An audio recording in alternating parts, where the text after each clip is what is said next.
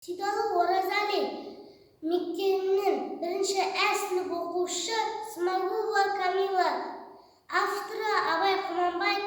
Әсемпаз болма әрнеге, әсемпаз болма әрнеге, өнерпаз болсан әр қалан, сен де бір кірпіш дүниеге кетігін тапта бар қалан. Қайрат пен ақыл жол табар, қашқанға да қоғанға, әділет шапқат кімде бар, сол жарасар туғанға.